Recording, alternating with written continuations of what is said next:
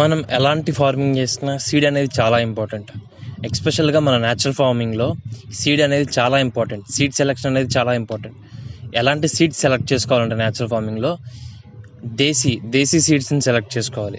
దేశీ seeds అంటే ఇవి న్యాచురల్గా ఫామ్ అయిన సీడ్స్, ఎప్పటి నుంచో మన యాన్సిస్టర్స్ నుంచి యూస్ చేస్తున్న సీడ్స్. వీటిని మనం యూస్ చేసుకోవాలి న్యాచురల్ ఫార్మింగ్లో. ఇవే ఎందుకు యూస్ చేసుకోవాలంటే దీంట్లో న్యాచురల్గా ఎటువంటి పెస్ట్కైనా డిసీజెస్ అయినా రెసిస్ట్ చేసే పవర్ ఉంటుంది దీనికి. సో ఏ డిసీజెస్ అయినా ఏ పెస్ట్ అయినా ఇవి రెసిస్ట్ చేయగలవు అండ్ ఎలాంటి కండిషన్స్లో అయినా గ్రో అవ్వగలవు ఈ సీడ్స్ న్యాచురల్గా. సో అందుకని మన న్యాచురల్ ఫార్మింగ్లో మనం న్యాచురల్ సీడ్స్ యూస్ చేసుకుంటాం. సో ఈ దేశీ సీడ్స్ అనేవి అంత ఈజీగా దొరకవు. మీ దగ్గరలో ఏమన్నా స్టోర్స్లో అవైలబుల్గా ఉన్నాయన్నా మీరు వెంటనే కొనియద్దు, ఎందుకంటే ఇవి అంత ఈజీగా దొరికేవి కాదు. ఎవరైనా మీ చుట్టుపక్కల న్యాచురల్గా ఫార్మింగ్ చేస్తున్నా లేదా ఎప్పటి నుంచి అయినా చేస్తుంటే వాళ్ళ దగ్గర ఇలాంటి సీడ్స్ అనేవి అవైలబుల్గా ఉంటాయి. నేను రీసెంట్గా భూమి భారతి అనే ఒక ప్లేస్ని విజిట్ చేశాను, తెనాల్లో అత్తోట అనే విలేజ్లో.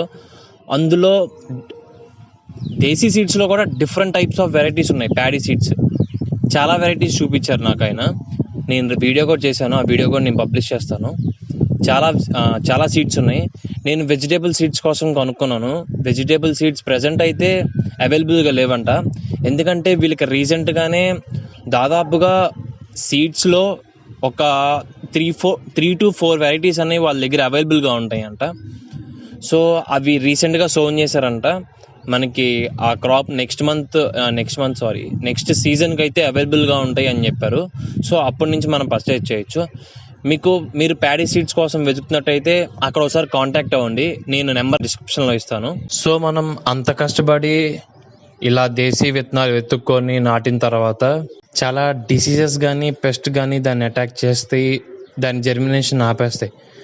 సో దీన్ని మనం కంట్రోల్ చేయాలంటే ఒకటే మార్గం.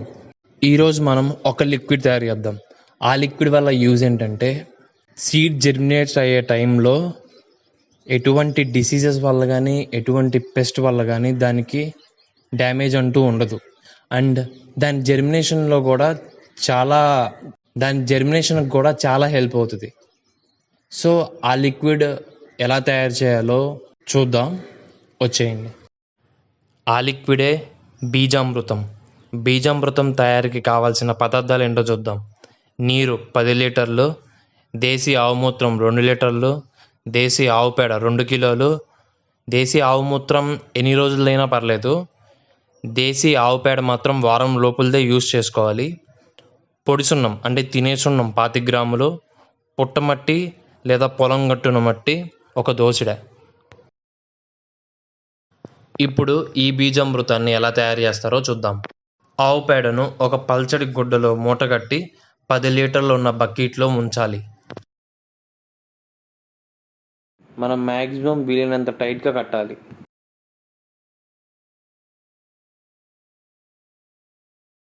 ఇదిగో ఇలాగా మినిమం 12 అవర్స్ ఉంచాలి, 12 గంటలు.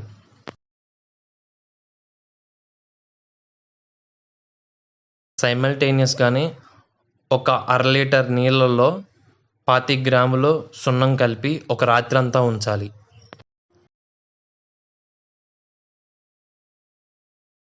నెక్స్ట్ డే మార్నింగ్ నానబెట్టిన గుడ్డని బయటికి తీసి బాగా పిండాలి. ఎలాగంటే అందులోని రసం మొత్తం ఆ నీళ్ళలోకి దిగాలి. ఇదిగో ఇలా చేయాలి.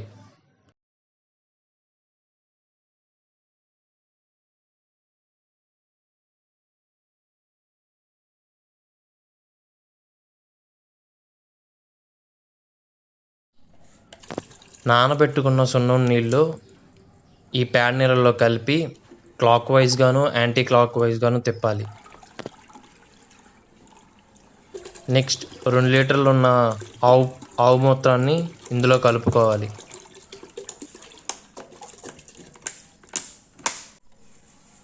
ఒక పిడిగుడు పుట్టమట్టి వేయాలి. ఇవన్నీ వేసిన తర్వాత క్లాక్ వైజ్లో యాంటీ క్లాక్ వైజ్లో కొద్దిసేపు తిప్పుకోవాలి. అలా తిప్పుకున్న తర్వాత కనీసం 12 అవర్స్ అంతే ఉంచాలి. అలా 12 అవర్స్ అయిపోయిన తర్వాత దీన్ని వెంటనే మళ్ళీ 48 అవర్స్ లోపే యూజ్ చేసుకోవాలి.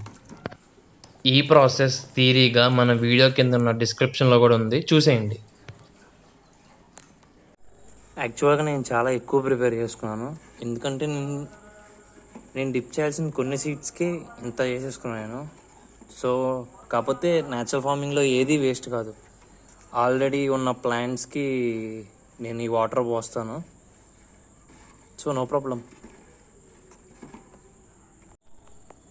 ఇప్పుడు ఈ సీడ్స్ని మనం తయారు చేసుకున్న బీజామృతంలో డిప్ చేద్దాం. ఈ సీడ్స్ని నేను మా దగ్గరలో ఉన్న ఒక ఆర్గానిక్ ఫార్మర్ దగ్గర నుంచి తీసుకున్నాను. ఈ క్వాంటిటీ సరిపోద్దని నేను ఇలా చేశాను. నార్మల్గా ఇది ఎక్కువైంది. మనం నార్మల్గా యూజ్ చేసుకోవాల్సింది ఏంటంటే, నార్మల్గా అయితే 20 లీటర్ల నీళ్ళు, 5 లీటర్ల ఆవు మూత్రం, 5 కేజీల పేడ, 50 గ్రాముల పొడి సున్నం, ఒక దోసుడి పుట్టమట్టి.